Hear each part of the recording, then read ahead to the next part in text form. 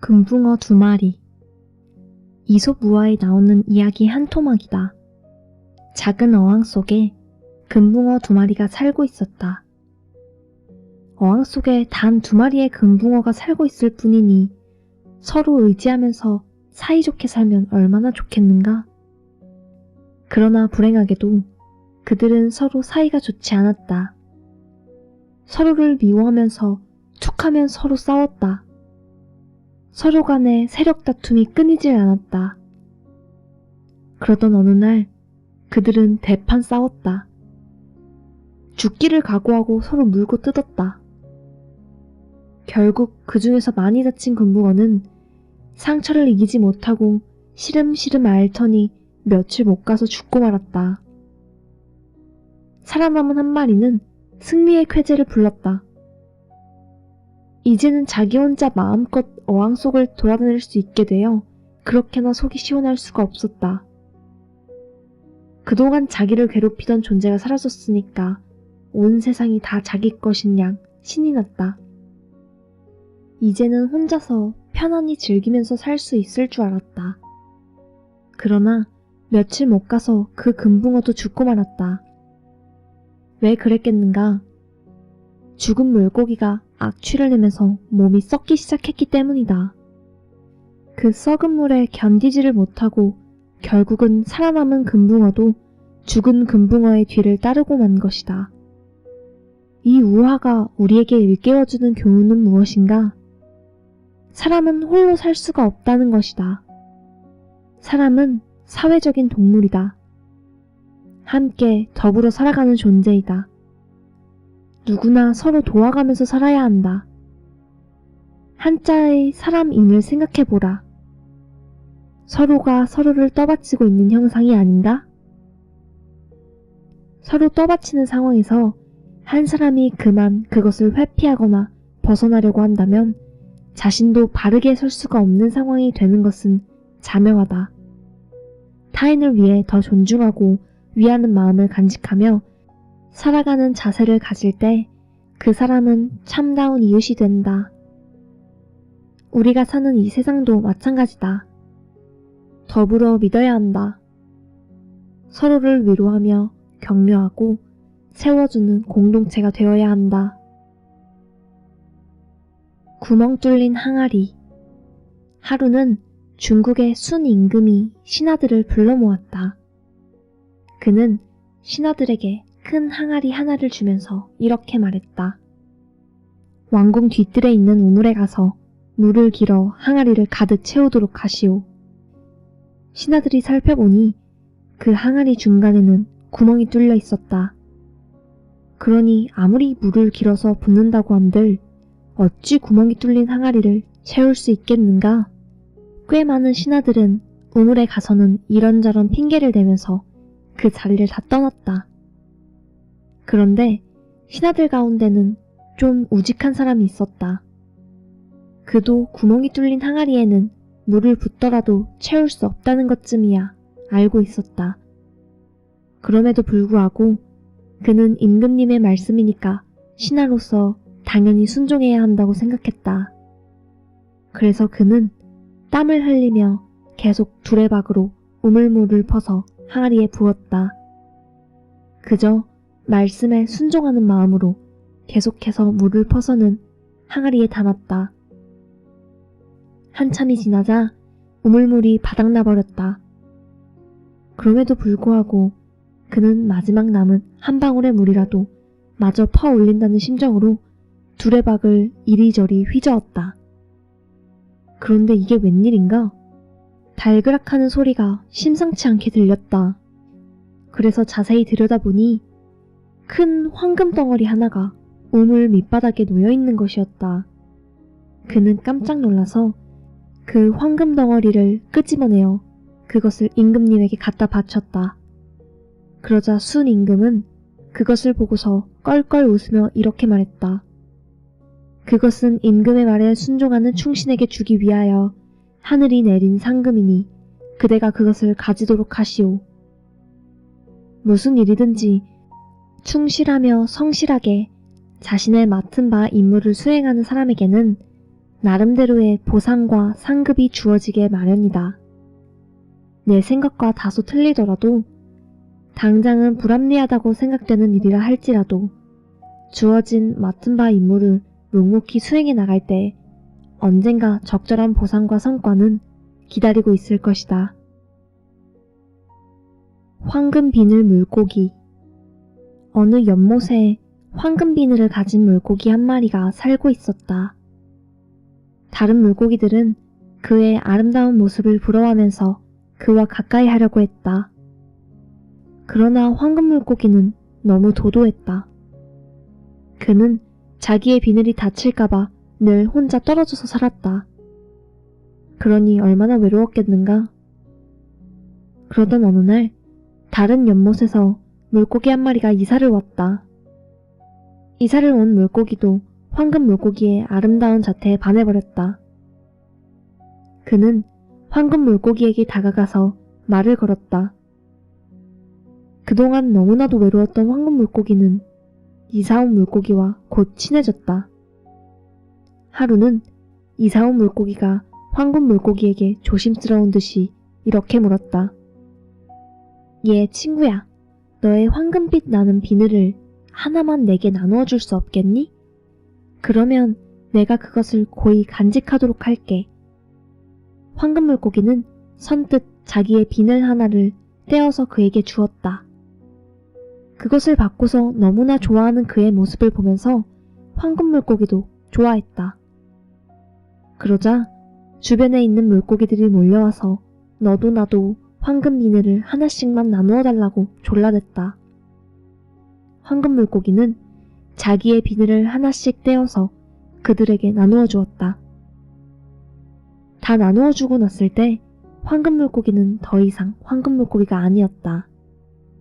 그러나 그는 더 이상 외롭지 않았다. 주변에 친구들이 많이 생겼기 때문이다.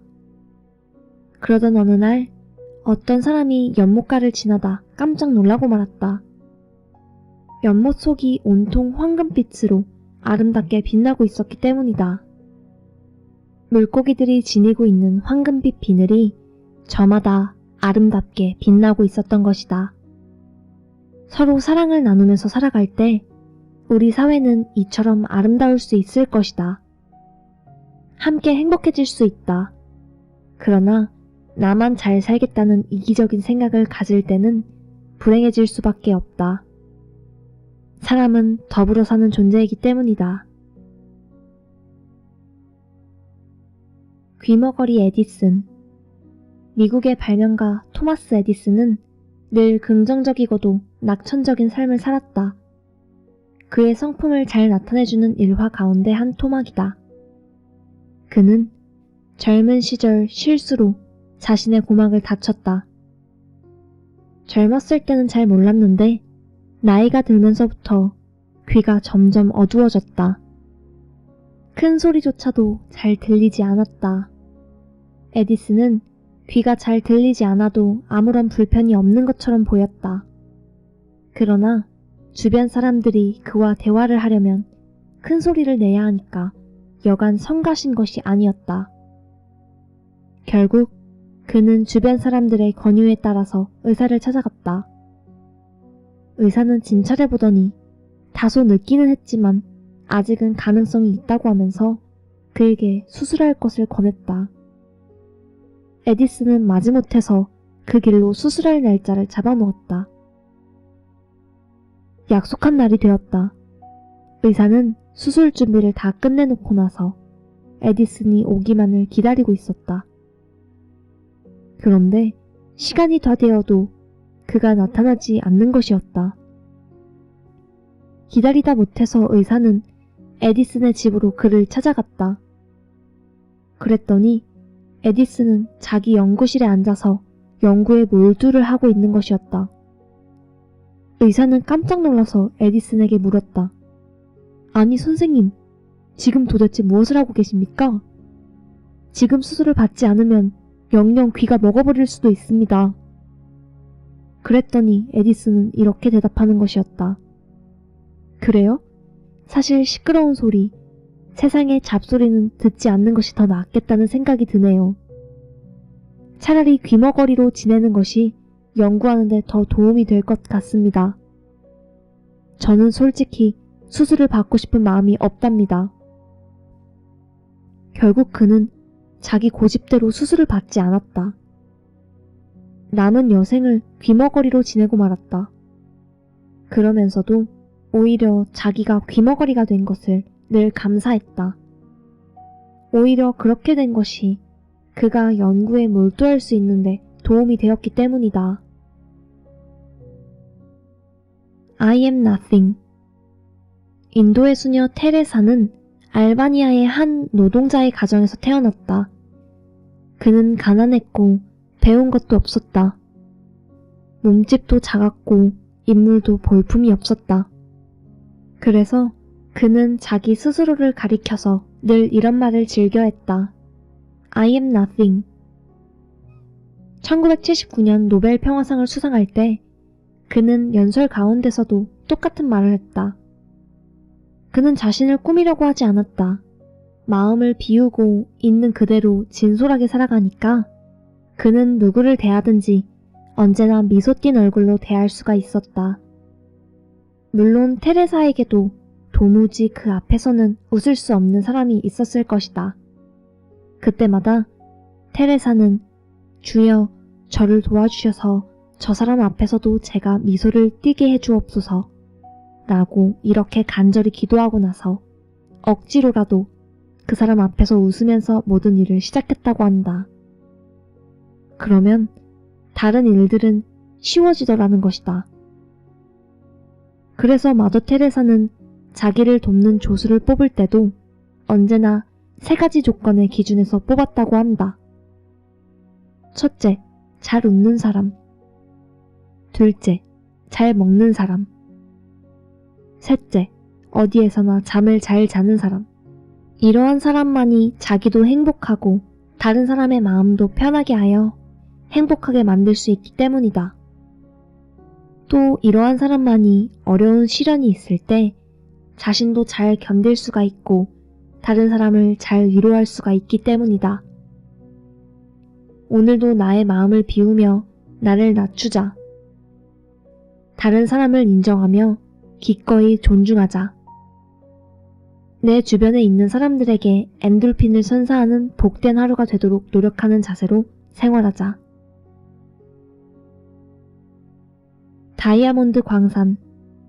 남아프리카의 다이아몬드 광산 골곤다에 관한 일화이다. 본래 그곳은 목장지대였다. 목장의 주인은 넉넉한 삶을 영위하고 있었다. 그런데 그 나라에 영국인들이 들어와서 다이아몬드 붐이 일기 시작했다. 곳곳에서 다이아몬드 광산이 발견되면서 벼락부자들이 생겨났다.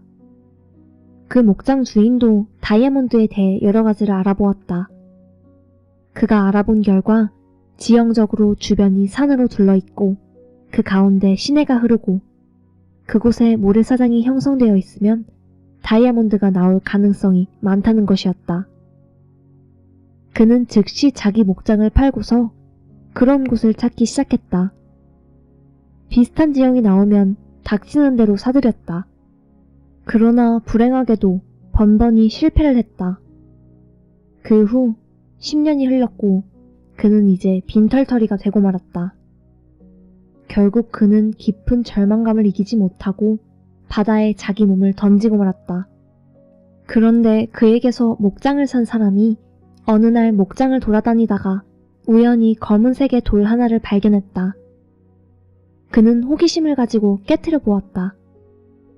그러자 그 안에서 광채가 나기 시작했다. 틀림없는 다이아몬드 원석이었다. 얼른 주변을 파보았다.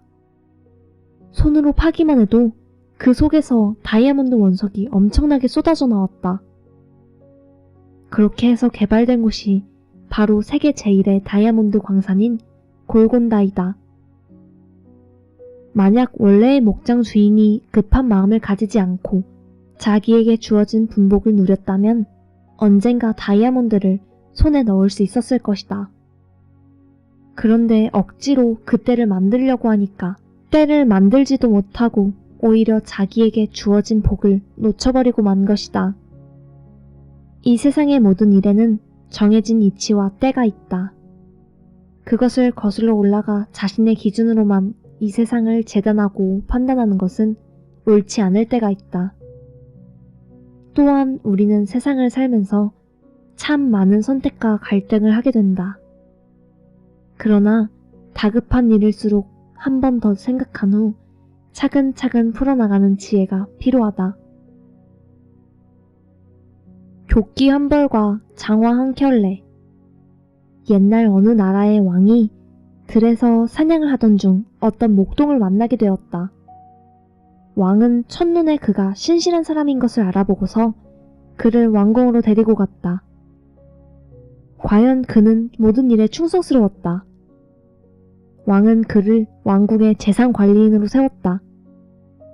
그러자 신하들이 그를 질투하기 시작했다. 신하들은 그를 잡기 위해 살펴보았지만 그는 전혀 흠잡을 데가 없었다. 그런데 그가 이따금씩 이상한 행동을 하는 것이었다. 왕궁 꼭대기에 있는 창고에 아무도 모르게 올라갔다가 내려오곤 하는 것이었다. 그는 그 창고의 열쇠를 다른 사람에게는 절대로 맡기지 않고 늘 혼자만 간직하고 있었다. 신하들은 그가 왕의 재물을 그곳으로 빼돌리는 것이 틀림없다고 여기고 왕에게 고자질을 했다. 왕의 허락을 받은 그들은 그곳을 열어보았다. 그들은 그 속에 보화가 가득 차 있을 것이라고 기대했었다. 그러나 그곳에는 조끼 한 벌과 장화 한 켤레가 놓여있을 뿐이었다. 신하들의 보고를 받은 왕은 그 신하를 불러 물었다. 그대는 왜 그 보잘것없는 것들을 보물인 양 그 속에 감추어 두었는고? 그는 이렇게 대답했다. 폐하, 제가 폐하의 부르심을 받았을 때 제게는 그 두 가지밖에 없었습니다. 저도 사람인지라 때로는 폐하의 은혜를 잊어버리고 제 마음이 높아지려 할 때가 있었습니다. 그럴 때마다 저는 그것들을 바라보면서 다시금 폐하의 은혜를 생각하고는 했습니다. 그 소리를 들은 왕은 그 두 가지를 나라의 보물로 영구토록 보존하라고 명령을 내렸다. 그리고 그 신하를 평생 동안 아끼고 믿었다. 누구나 재물을 보면 무력이 생기고 높은 자리에 앉으면 권력유혹을 탐하기 마련이다. 그럴 때마다 우리는 초심으로 돌아가야 한다.